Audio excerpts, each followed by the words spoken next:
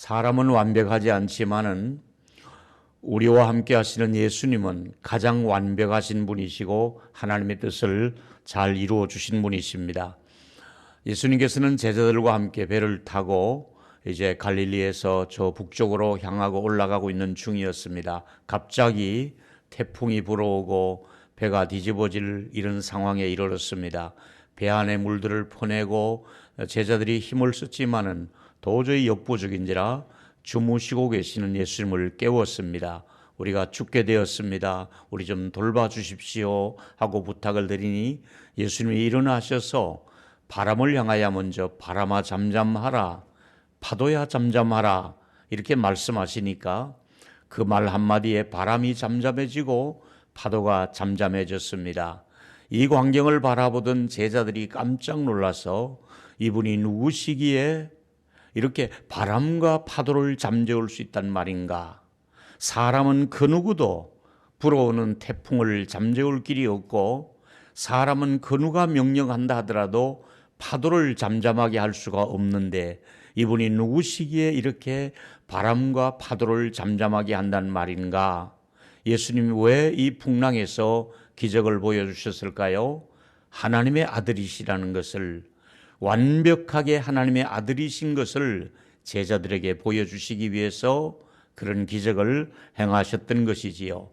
이제 제가 여러분과 함께 드리고 싶은 말씀 속에 오늘 예수님께서는 바람과 파도만 잠잠하게 하신 예수님이 아니시고 우리들의 문제점에도 얼마든지 개입하셔서 우리 힘으로 감당할 수 있는 역부족인 일들을 얼마든지 예수님이 나타나셔서 우리에게 잠잠하고 또 완벽하게 치유해 줄 수 있는 능력이 있다는 것을 성경을 통해서 우리가 배울 수가 있겠습니다. 오늘 실례를 몇 가지로 하나님께서 보내주신 예수 그리스도는 얼마나 우리를 위해서 완벽한 구주가 되신다는 것을 말씀을 나눠보도록 하겠습니다. 첫 번째는 우리가 아시는 대로 예수님은 질병이 있는 곳에 어떤 반응을 보여주시는가 하는 문제입니다. 사람이 살면서 아프지 않으면 제일 좋겠는데 누구나 나이 들어가면 아픔이 있고 또 몸이 아파서 쩔쩔매면서 한 사람의 가족이 아프면 가족 전체가 아픈 것을 우리가 알 수가 있지요. 이를테면 자식이 아프면 부모의 마음이 애간장이 녹죠. 또 부모님이 아프셔서 중환자실에 계시면 자식들이 외출을 해도 마음이 편치 않지요. 마찬가지로 지금 우리 어르신들 가운데 또 이렇게 요양병원에 계신 분이 많이 계셔서 제가 늘 마음속에 잘 계시나 자주가 뵙지도 못하고 전화통화도 안 되고 참 궁금해할 때가 많이 있습니다. 자, 우리가 질병이 없으면 좋겠는데 현실은 우리 모두가 아프면서 살아가고 질병이 있습니다. 그런데 이 질병에 대해서 예수님은 어떤 반응을 보이셨을까요? 그러기 전에 오늘 제가 여러분과 함께 또 나누고 싶은 얘기는 구약의 이스라엘 백성들은 어떻게 광야에서 살아왔던가 하는 문제를 먼저 생각해 보고 싶었습니다. 시편 78편 40절에 보니까 구약 광야에서 이스라엘 백성들이 사막에서 하나님의 마음을 슬프게 한 적이 한두 번이 아니라는 겁니다. 뿐만 아니라 그들은 하나님이 거듭거듭 말씀하시는데도 하나님의 이름을 노엽게 해드렸다. 하나님의 마음이 섭섭하다 정도에서 지나서 하나님의 마음도 화가 나실 정도로 노할 정도로 하나님의 마음이 격해지신 적이 이 광야에서 있었습니다. 왜 그랬을까요? 42절에 보니까 그들이 그 권능의 손을 기억하지 아니하였기 때문입니다.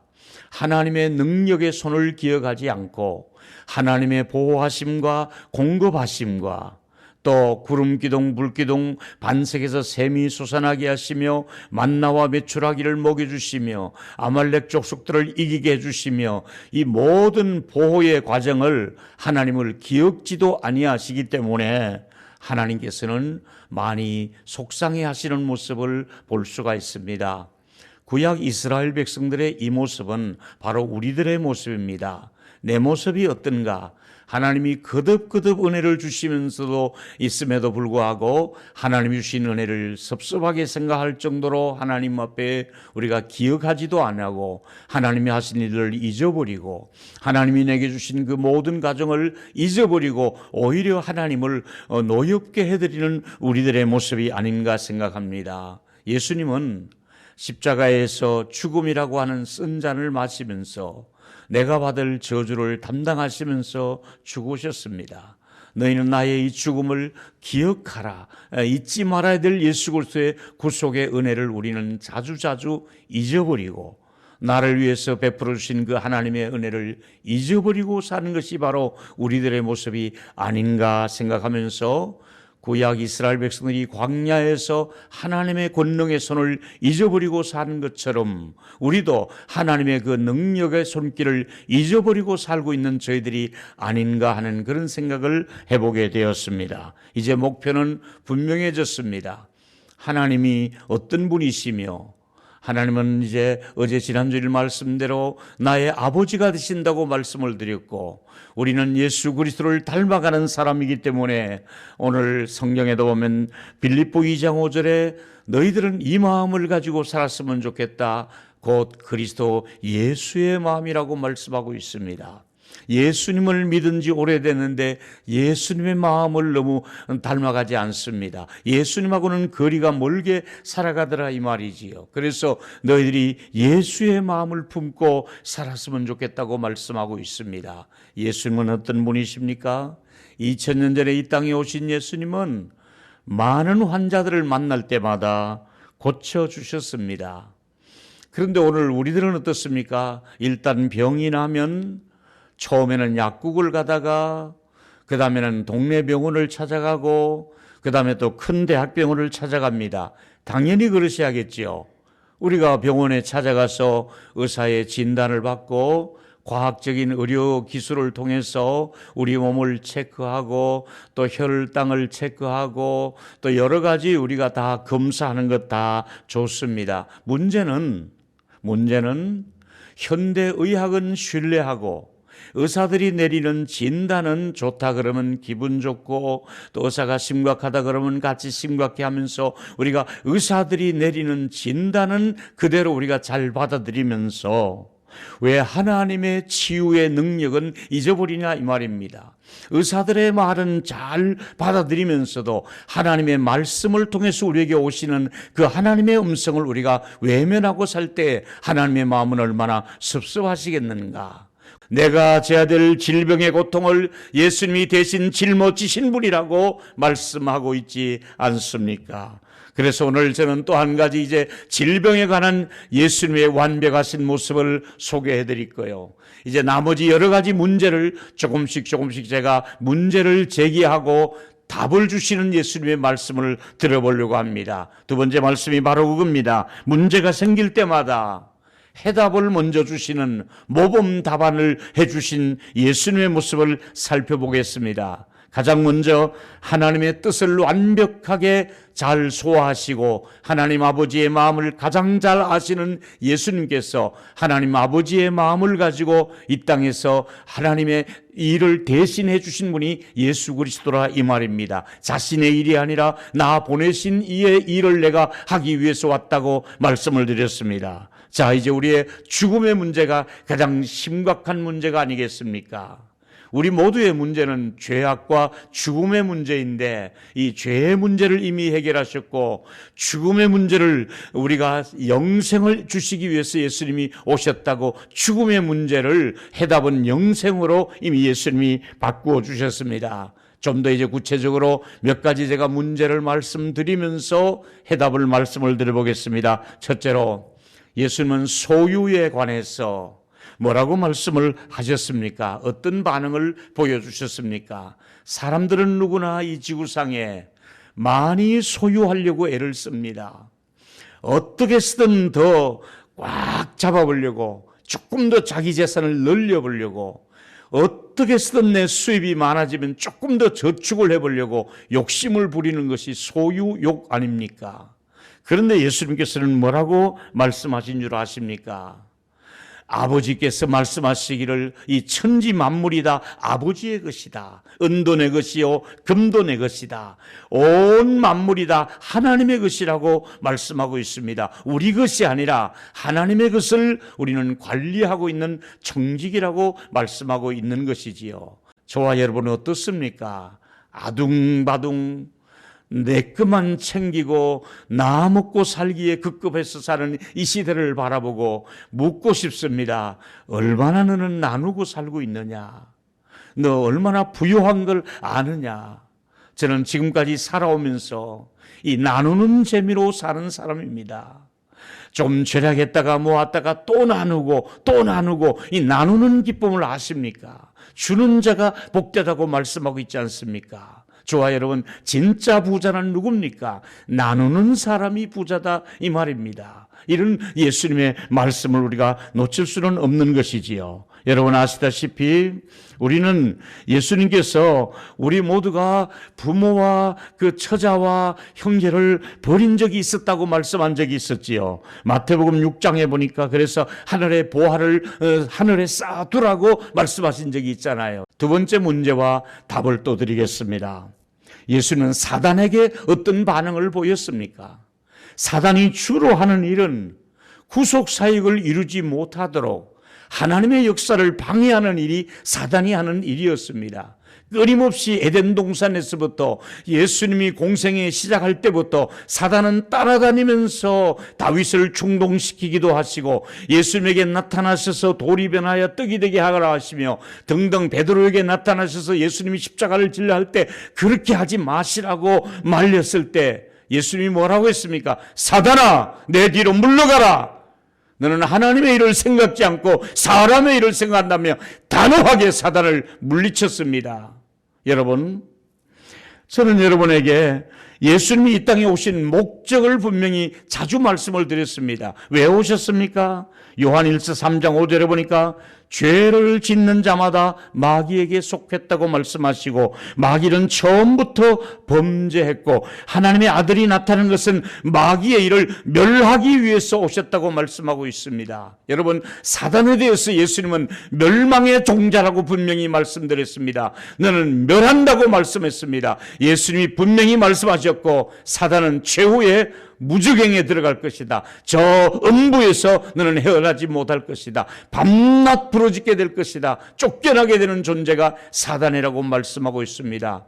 우리 주변에 지금 얼마나 많은 사단이 자기 무대인 양 활동을 하고 있습니까? 우리 예수 그리스도의 이름으로 담대하게 모든 어두움의 세력들을 물리칠 수 있는 저와 여러분에게 영적인 담력이 있게 되기를 주의 이름으로 축원하겠습니다. 우리는 예수 이름으로 예수님이 어떻게 하시며 답을 이미 주고 있지 않습니까? 세 번째, 종교 지도자들에게는 예수님이 어떤 반응을 보이셨습니까? 이때 당시 종교 지도자들이 문제가 많았습니다. 뭐가 문제였습니까? 예를 들면 대제사장들과 바리새인들에게 예수님이 화 있을진저 왜 그랬습니까? 한 번은 예수님이 성전에 올라가 보니까 성전 뜰 앞에다가 동전을 바꾸는 사람들, 성전에 세를 내는 게 있는데 그 세를 내는 돈을 바꾸는데 폭리를 취하고 바꿉니다.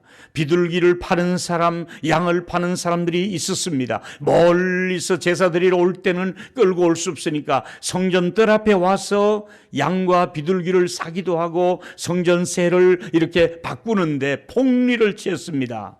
그들이 왜 폭리를 취했을까요? 자리세. 그 자리를 이렇게 배당을 해주면서 대제사장들과 거기에 종사하는 사람들이 코미션을 먹는 거지요. 뒷거래를 하는 것입니다. 그 자리를 내어준과 동시에 그렇게 비싸게 팔아서 그 다음에 얼마간의 이익을 챙겨서 제사장에게 상납을 하고 이렇게 드리다 보니까 얼마나 하나님의 기도하는 만민의 집을 찾아오는 사람들에게 이것이 얼마나 못된 짓을 하느냐입니다. 그래서 화 있을진저, 그래서 비둘기와 그 양 파는 사람들을 채찍으로 치시면서 내어 쫓으며 내 집을 강도의 구렬로 만들지 말라, 내 집은 만민의 기도하는 집이라 이렇게 말씀하시며 내쫓았습니다. 왜 그랬습니까? 종교라는 이름으로, 저들이 하나님의 이름으로 저들의 배를 채우지 말라 이 말입니다. 저들이 자기의 유익을 위해 사는 종교 지도자가 돼서는 안 된다 이 말입니다. 오히려 솔직하게 주님에게 찾아와서 겸허하게 물으며 또 이렇게 문의하면 주님이 따뜻하게 대해주시며 진리를 가르쳐 주시지 않습니까? 니고데모에게는 거듭남의 비밀을 가르쳐 주지 않았습니까? 이렇게 예수님은 당시 종교 지도자들을 많이 책망하신 이유가 자기 배를 채우는데 급급했기 때문에 책망할 수밖에 없었던 것이지요. 또 하나 문제를 한번 드려보겠습니다. 예수님이 죄인들에게는 어떤 반응을 보였습니까? 당시에 죄인들은 사람 취급을 하지도 않았습니다. 세리, 창녀 등등. 그런데 예수님께서는 이들과 같이 생활하시지는 않았지만은 그들의 친구가 되어 주셨습니다. 예수님은 죄인처럼 살지는 않았습니다. 사는 방향은 그들과 같이 살지 않았지만은 그들을 가까이 하는 친구로서 예수님이 함께 교제하며 식사를 했던 것이지요.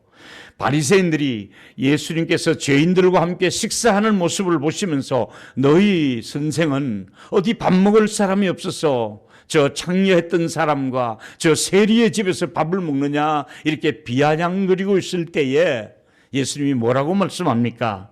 마가복음 2장 17절에 예수님이 그 말을 들었습니다. 그 다음에 뭐라고 말씀하고 있습니까? 건강한 자에게는 의원이 쓸데없다. 병든 자에게 의사가 필요한 것처럼 나는 의인을 부르는 곳이 아니라 죄인을 부르러 왔다고 말씀하고 있지 않습니까? 그렇습니다. 예수님은 답이 나와 있습니다. 죄는 짓지 말라고 말씀하시면서도 죄인을 벌하지 않고 나는 죄인을 위해서 왔다고 말씀하시며 죄인의 친구가 되어주지 않았습니까? 우리는 어떻습니까? 죄지은 사람을 바라보고 비난하면서 친구 되지 않으려고 하는데 예수님은 답을 주셨습니다. 죄인들에게도 네가 가서 친구가 되어 주어라. 하나님의 가족이 되게 하라. 이것이 예수님이 우리에게 준 모범 답안이 아니겠습니까? 하나 더 말씀을 드리면 정부에 대해서 예수님은 어떤 반응을 보였습니까? 정부. 예수님 당시의 정부는 로마였습니다.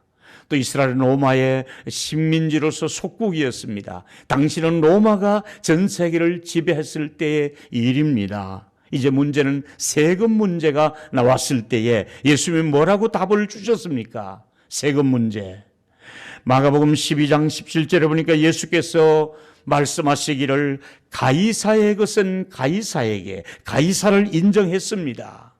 가이사가 세금을 거둘 때는 국가의 방위나 또 국민을 보호하기 위해서 세금이 필요하니까 세금을 필요할 때는 드리라고 하는데 그 다음 말을 놓쳐서 안 됩니다. 하나님의 것은 하나님께. 우리는 두 가지 의무가 있습니다.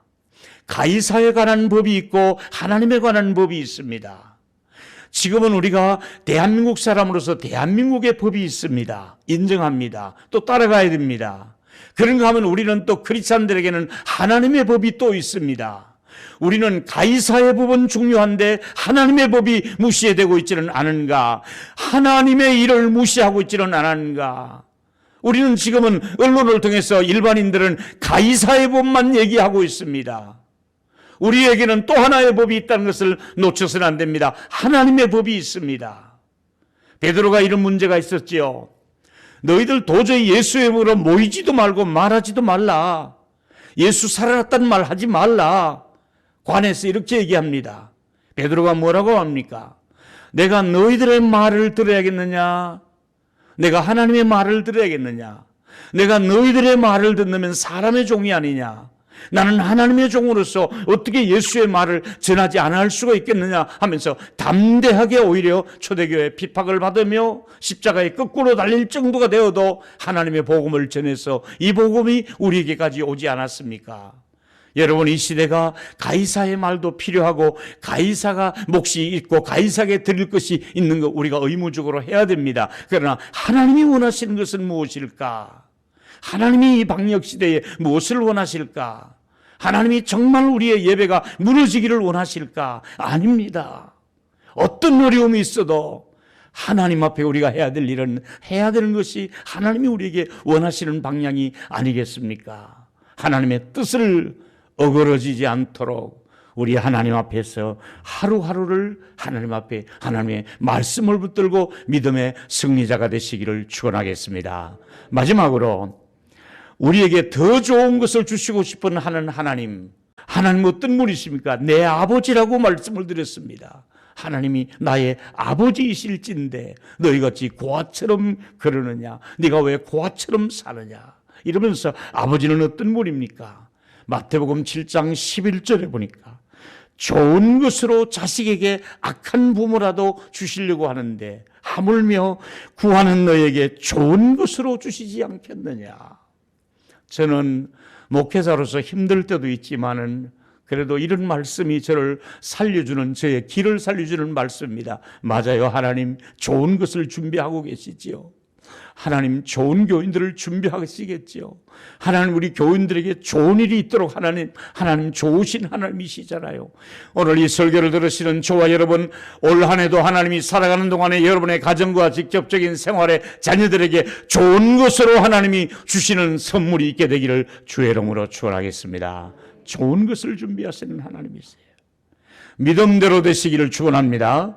좋은 것을 기대하는 사람에게는 좋은 일이 있지만은 기대하지 않는 사람은 굳이 하나님께서 사모하지도 않은 사람에게 뭘 그렇게 주시겠습니까? 여러분, 하나님은 정말 얼마든지 좋은 지혜를 줄 수가 있고 더 좋은 직장을 줄 수도 있습니다. 우리 교회도 이 어려운 중에서 서울대학을 합격한 아이들도 있고요. 카이스트 대학을 합격한 사람도 있고요. 정말 하나님께서 상상지도 못한 좋은 일을 승진하는 사람도 있고요. 좋은 곳으로 이사를 가게 해주시고요. 집을 마련하게 해주시고요. 나쁜 쪽만 생각하지 마시고 얼마든지 그리스도 예수 안에서 좋은 일은 있을 수가 있거든요. 사랑하는 여러분, 좋은 것을 주시고 싶어 하시는 아버지의 마음을 여러분이 아셔야 되는 거예요. 사랑하는 여러분, 하나님이 얼마나 신실한 분이시기에 우리에게 이렇게 좋은 것을 주신다고 말씀하시면서 마태복음 5장에 보니까 45절에 얼마나 우리 하나님이 좋으신 분이면 햇빛을 선한 사람에게도 악한 사람에게도 골고루 주신다고 말씀하는 거예요. 비를 내려주실 때도 착한 사람의 밭에는 비를 내려주시고 악한 사람에게는 비 한 방울 안 주시는 하나님이 아니라 선인과 악인에게도 골고루 햇빛과 비를 주신다고 말씀하시며 뭘만 해주고 있습니까? 하나님은 믿는 저와 여러분도 사랑하시지만은 믿지 않는 분들도, 믿지 않는 기업에도, 믿지 않는 모든 사장님들에게도, 믿지 않는 모든 사람들에게도 하나님이 똑같이 햇빛과 비를 주시듯이 골고루 혜택을 주시며 살아가게 하는 것이 이 세상의 일반 은총에 속한 영역이잖아요. 하나님의 마음이 이 정도로 나는 너희들도 아끼고 사랑하지만은 저 믿지 않는 주변의 많은 사람들을, 불신자들, 하나님을 거역하는 사람이라 할지라도 내게로 돌아오면 내가 이거 하나만 봐도 알 수 있지 않느냐? 내가 햇빛을 선한 사람에게만 주더냐? 나는 악하다고 물 한 방울 주지 않더냐? 똑같이 대우해 주지 않더냐? 하나님께로 돌아오라고 완벽하신 하나님의 모습을 예수 그리스도께서 우리에게 보여주고 있지 않습니까? 이렇게 오늘 완벽하신 우리 주님이 나의 주가 되시고 나의 생명이 되신 것을 믿으시며 이렇게 말씀을 정리하겠습니다. 하나님이 나의 아버지가 되시니 우리에게 완벽한 예수님이 계신다는 것에 대해서 감사하시기를 바라면서 하나님은 나의 목자라고 말씀하고 있습니다. 뿐만 아니라 요한복음 6장 37절의 마지막에 말씀을 꼭 드리고 싶었습니다. 아버지께서 내게 주시는 자는 다 내게로 올 것이요 내게 오는 자는 결코 내어 쫓지 아니라. 올 한 해도 예수 그리스도는 우리를 절대로 내어 쫓지 않고 우리를 받아주십니다. 그리스도 안에서 또 한 주간을 믿음의 승리자가 되시기를 축원하겠습니다.